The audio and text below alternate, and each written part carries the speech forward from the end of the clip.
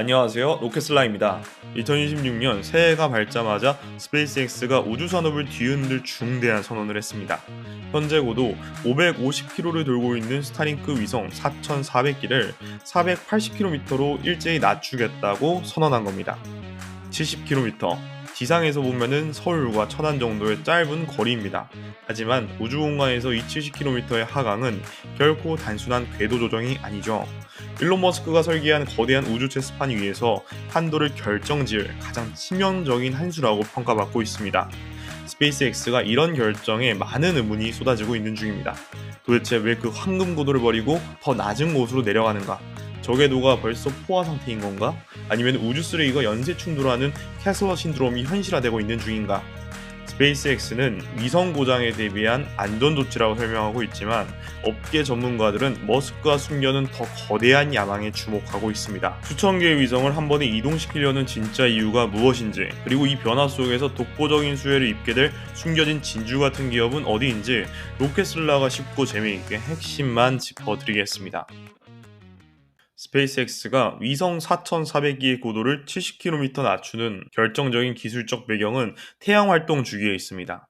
태양은 약 11년을 주기로 활동량이 변합니다. 흑점의 폭발과 에너지가 정점에 달하는 태양 극대기와 활동이 가장 적은 태양 극소기가 반복되는 구조이죠. 현재 우리가 지나고 있는 제25차 태양 주기는 이제 정점을 지나서 2030년경 극소기에 도달할 것으로 예측하고 있습니다.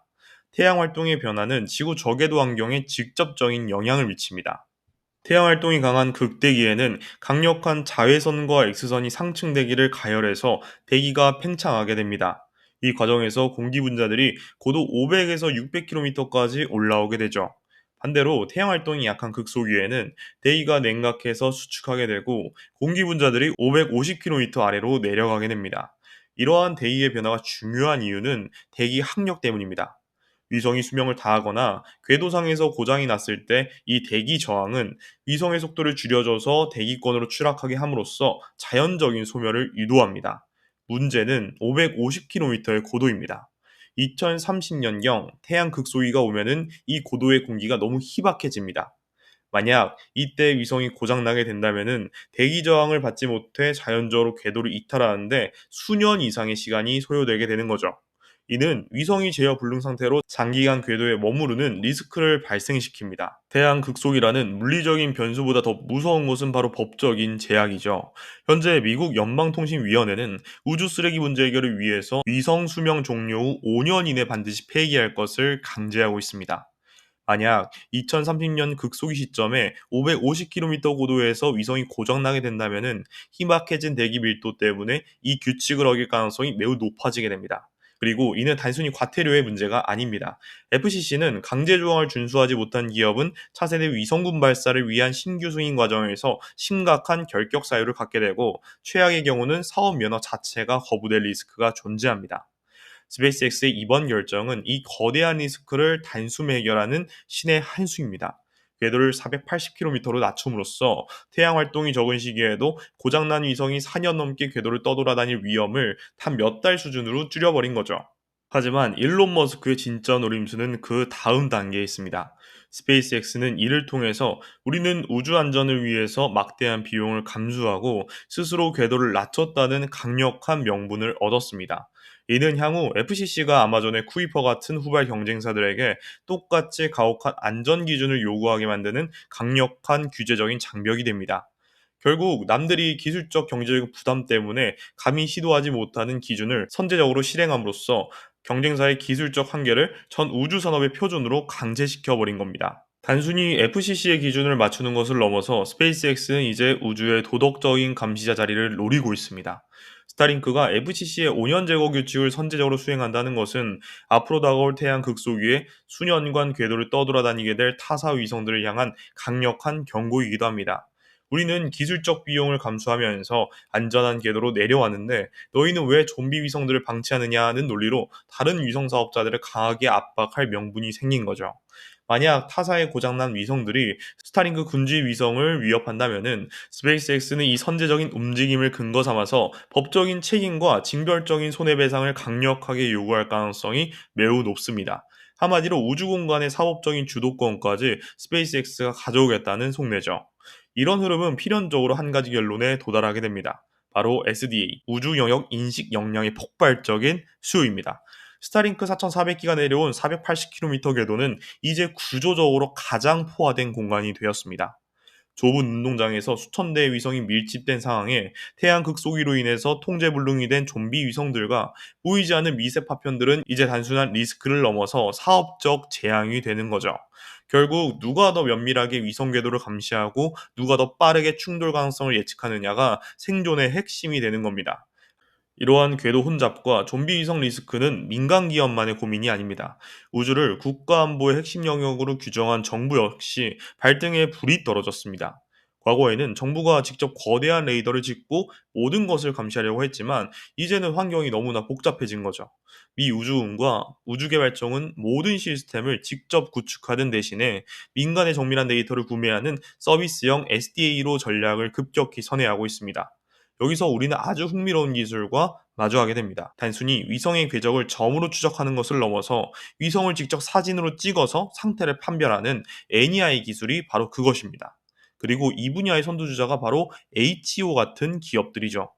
왜 NEI가 최근 갑자기 중요해졌을까요? 480km의 초밀집 구간에서 특정 위성이 고장 났을 때 지상 레이더만으로는 이 위성이 단순히 통신이 끊긴 건지 아니면 태양 전지판이 파손돼서 통제 불능의 좀비가 된 건지는 정확히 알기 어렵습니다. 이때 HO의 솔루션은 마치 우주의 CCTV처럼 다른 위성 곁을 지나면서 고해상도 근접 촬영을 수행합니다. 이 위성은 지금 자세 제어가 안 되고 있습니다. 물리적인 충돌로 파편이 발생했습니다. 이런 실시간 시각 데이터를 정부와 보험사에 제공하는 거죠. 보통 지구관측 위성들은 렌즈가 아래로, 즉 지구를 향해 고정하고 있습니다. 하지만 HO의 혁신적인 소프트웨어 기술은 이 렌즈의 방향을 잠시 돌려서 궤도를 스쳐가는 다른 위성을 촬영하게 만드는 거죠. 이 궤도상의 CCTV 임무를 가장 적극적으로 플랫폼을 제공하는 파트너가 바로 블랙스카이와 세틀로직입니다. 블랙스카이는 이미 미 육군과 정보기관에 실시간에 가까운 지구 관측 데이터를 제공하는데 특화된 기업입니다. 이들의 위성군은 재방문 주기가 매우 짧고 명령을 내리면 즉각적으로 반응하는 고도의 자동화 시스템을 갖추고 있죠. HO는 블랙스카이의 이 민첩한 위성들을 활용해서 특정 좀비 위성이나 파편이 예상 궤도에 나타나는 찰나에 순간을 놓치지 않고 포착합니다. 정부가 지금 당장 저 좀비 위성의 상태를 확인해 라고 명령하면은 블랙스카이의 위성이 렌즈를 살짝 틀어서 범행 현장을 고해상도로 찍어내는 식입니다. 아르헨티나에서 시작해서 세계적인 위성 기업으로 성장한 세틀로직은 지구 전체의 매일 관측을 목표로 거대한 위성 군집을 운영하고 있습니다. 이들은 50기에 가까운 관측 위성을 보유하고 있으며 혼잡해진 480km 궤도의 구석구석을 촘촘하게 감시할 수 있는 최적의 인프라를 제공하고 있죠. 세틀로직의 고해상도 카메라를 통해서 얻은 NEI 이미지는 좀비 위성의 태양광 패널이 몇 도 꺾였는지, 표면에 어떤 충돌 흔적이 있는지까지 식별할 수 있습니다. 이는 보험사가 사고 원인을 규명하고 책임 소재를 가릴 때 반박 불가능한 물리적인 증거가 되는 거죠. 결국 스페이스X가 궤도를 낮추면서 만든 교통 혼잡은 블랙스카이와 스텔로지 같은 기존 위성 사업자들에게 새로운 수익 모델을 선물했습니다. 땅만 바라보던 위성들이 이제는 서로를 감시하면서 돈을 버는 우주 대 우주 데이터 경제가 열린 거죠. 스페이스X가 촉발한 이 70km의 궤도 하강은 결과적으로 블랙스카이와 세틀로직의 카메라 셔터를 쉴 새 없이 터지게 만든 셈입니다. 스페이스X가 4,400기의 위성을 480km로 내리면서 이 구간은 이제 전례 없을 우주의 교통체증을 겪게 될 것이 분명합니다. 수천 개의 스타링크 위성과 그 사이를 파고드는 좀비 위성들, 굉장히 혼란스러운 공간이 되는 거죠. 여기서 몇몇 투자자들과 시청자들은 이런 질문을 던질 겁니다. 그럼 이 난잡하고 위험한 고도를 피해서 아예 새로운 규칙이 지배하는 더 낮은 우주는 없을까?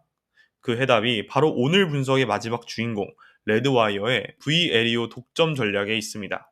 남들이 480km라는 좁은 운동장에서 서로 부딪히지 않으려고 안간힘을 쓸 때 레드와이어는 아예 그 아래인 고도 200에서 300km 초저궤도를 정조준하고 있습니다. 레드와이어가 미국 국방고 등 연구계획국과 함께 진행 중인 오토 프로젝트는 우주산업의 상식을 완전히 파괴합니다. 불과 두 달 전인 2025년 11월, 레드와이어는 달파로부터 4,400만 달러 규모의 2단계 계약을 공식 수주하면서 이 기술이 단순히 상상이 아님을 증명했습니다. 이 프로젝트의 핵심은 공기흡입형 전기 추진 기술입니다. 쉽게 비유하자면은 인공위성 앞에 거대한 진공청소기를 달았다고 생각하시면 됩니다. 보통 위성은 등 뒤에 메고 간 연료가 다 떨어지면은 수명이 끝나게 됩니다. 특히 공기 입자가 많은 초저궤도에서는 공기 저항 때문에 연료 소모가 극심하죠. 하지만 레드와이어의 세이버셋은 역설적으로 이 저항의 원인인 공기를 직접 빨아들이면서 엔진의 연료로 사용합니다. 지구에서 무거운 연료를 싣고 갈 필요가 없기 때문에 이론적으로 연료 고갈 걱정이 없는 무한 상주가 가능해지는 거죠. 레드와이어 야망은 미국에만 머물지 않았습니다. 레드와이어 벨기에 지사는 유럽 우주국과 스키미셋 미션에서 주사업자로 선정되면서 현재 유럽형 VLEO 표준 플랫폼인 팬텀을 실증하고 있습니다. 탈레스 알레니아 스페이스와 협력하는 이 미션은 미국 시장의 세이버셋과 함께 전 세계 VLEO 시장의 양대 축을 형성하려는 레드와이어의 전략입니다. 사실 이미 레드와이어는 VLEO 분야에서 단순한 하드웨어 제조사를 넘어섰습니다. 지난 2025년 7월 지구 관측 스타트업인 딥셋과 체결한 파트너십이 이를 증명하고 있죠. 레드와이어는 자사의 디지털 엔지니어링 툴인 아콘 2.0을 활용해서 가상 환경에서 딥셋의 VLEO 군지위성 성능을 최적화하고 있습니다. 이는 위성을 직접 만드는 것을 넘어서 초저궤도라는 미지의 영역에 진입하려는 기업들에게 설계 컨설팅부터 모델링까지 제공하는 Space as a Service 모델로 영역을 확장하고 있음을 의미합니다. 사실 무엇보다도 VLEO가 매력적인 이유는 규제적인 장벽에서 가장 자유로운 공간이기 때문입니다. 이곳은 대기 저항이 워낙 강력하기 때문에 위성이 고장나는 즉시 자연 법칙에 의해서 수시간 내로 대기권으로 추락해 소멸하게 되죠. 스페이스X가 480km에서 FCC의 5년 내 폐기 규칙을 지키기 위해 사투를 벌일 때 레드와이어의 고객들은 자동으로 규제가 준수되는 가장 깨끗한 궤도에서 임무를 수행할 수 있습니다. 여기에 지표면과 가까워지면서 얻는 초고 해상도 이미지와 제로에 가까운 지연 시간은 보너스인 셈인 거죠. 자, 이제 일론 머스크가 설계한 우주 비즈니스의 새로운 변화가 한눈에 들어오시나요? 이번 스타링크의 궤도 하강은 단순히 위치를 옮긴 것이 아니라 저궤도의 질서 자체를 재편하는 거대한 패러다임의 전환이었습니다. 먼저 스페이스X는 480km로 내려와서 안전이라는 명분을 선점했습니다. 이를 통해서 자신들만이 충족할 수 있는 높은 규제 표준을 만들어 후발 경쟁사들의 진입장벽을 높이는 영리한 전략을 구사하고 있습니다. 동시에 이로 인해서 발생한 극심한 궤도 혼잡은 블랙스카이와 세틀로직 그리고 HUO 같은 기업에게 기회가 되고 있죠. 그리고 이 모든 혼란을 뚫고 레드와이어는 독보적인 ABEP 엔진 기술을 앞세워 가장 깊고 정밀한 영역인 VLEO라는 새로운 실크로드를 독점하기 시작했습니다. 남들이 규제와 충돌 리스크에 매몰될 때 아예 차원이 다른 기술로 가장 안전하고 성능이 뛰어난 영토를 선점한 거죠. 2026년 새해 벽두에 터진 이 70km 하강 소식은 단순한 뉴스로 해석하면 안 됩니다. 우주가 더 이상 먼 하늘의 이야기가 아니라 우리 지상과 실시간으로 호흡하면서 전술적인 데이터를 주고받을 수 있는 엣지 영역으로 진화하고 있다는 가장 확실한 증거죠. 여러분은 이 거대한 대이동의 물결 속에서 어떤 투자 기회를 발견하셨나요? 남들이 보지 못한 우주 시장의 해답을 미리 찾고 싶다면은, 그리고 진정한 로켓랩 주주로서 깊이 있는 정보를 나누고 싶다면은 로켓슬라 멤버십에 합류해 보세요. 로켓슬라가 가장 빠르고 흥미로운 우주 산업 인사이트를 공유해 드립니다. 여러분의 좋아요와 구독 그리고 알람 설정은 우주 산업 투자자 커뮤니티를 더 단단하게 만드는 힘이 됩니다. 오늘도 로플렉스를 끝까지 시청해주셔서 감사합니다. 다음에도 가슴 뛰는 우주산업 이야기로 찾아오겠습니다.